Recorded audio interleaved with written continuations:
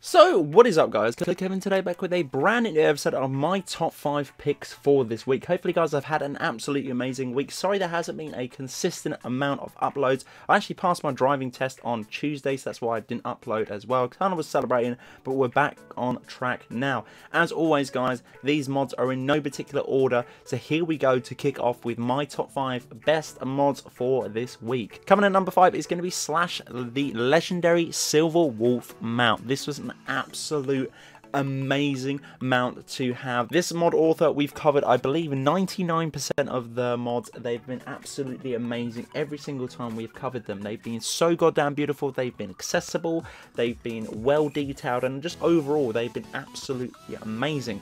Guys, if you haven't checked out the video that we done on the channel of this particular mount, it was an absolute treat to cover this. It was so goddamn good, and a download time of only 2.7 MB. You will not be disappointed. What basically this allows you to do is grab this sick ass mount, and it's pretty easy to obtain. Once you've downloaded the mod via in the description, obviously as always, head over to the Whiterun stables, go into the sort of little cabin, or the, I guess the guy that owns the sort of stables. He's got a little house right there.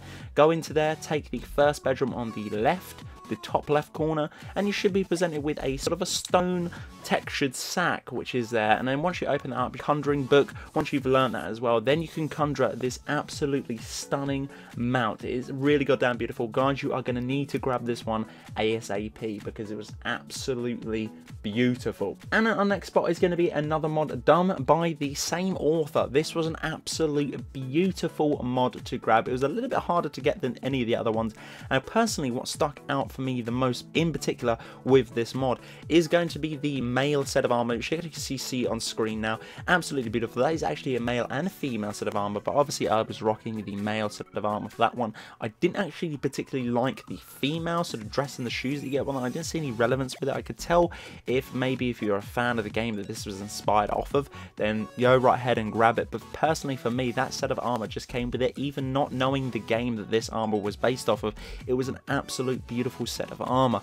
As I say, as always, this mod author has never let me down with textures, download size, where to find them, how to obtain them, and just generally they just a bunch of absolutely sick mods. If you haven't checked out any other mods that this person has made, definitely go and grab all of them. Try them all out. They're really accessible, they're nice to get. I think some of them are lore friendly, some of them may not be, but obviously go and grab all of them. They're absolutely goddamn beautiful. And coming in our next spot is going to be the Sauron's armor. I know we only covered this literally just the other day, but honestly this was so goddamn beautiful, and obviously as a fan of Lord of the Rings I had to grab this, and I had to see how well detailed and textured this Sauron armor was. And let me tell you, if you increase the player size, as in like you enlarged your character ever so slightly, then I think it'd pretty much be an identical replica of Sauron himself straight out of the franchise. This armor was very well detailed. It was so accessible to get as well. All you had to do is have the ebony smithing perk,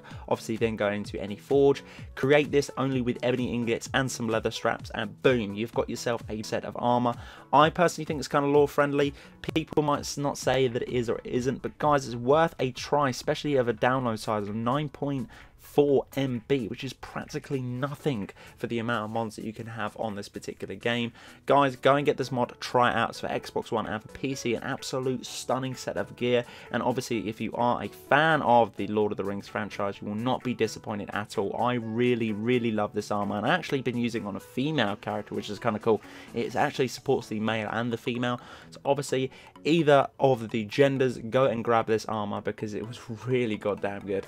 And for our next spot, which you guys really did enjoy, which was going to be the DreamBurrows Regal Huntsman armor. I actually really enjoyed this one, and I do believe this is actually based off an Assassin's Creed game, because a lot of comments did say that it was kind of like an Assassin's Creed armor, and we obviously did cover another Assassin's Creed armor on the channel quite a while ago, and I think that was the Regal Assassin armor, just flat out the Regal Assassin armor. That was absolutely beautiful. I believe we covered that on the 19th of April.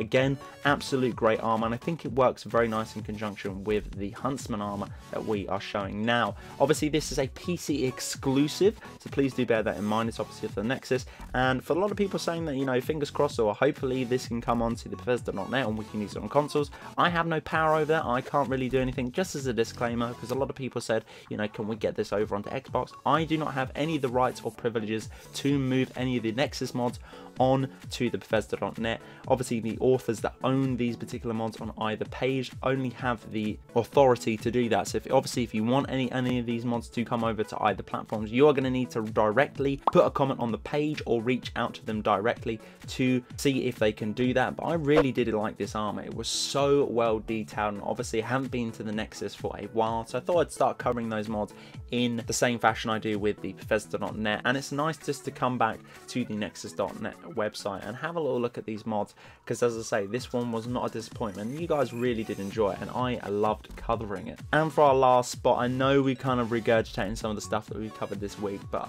hands down, this has probably been one of my favorite weeks to cover mods. It's going to be the Gothic plate armor. I absolutely love this armor. I thought it felt like it was very lore friendly. It looked absolutely stunning as well.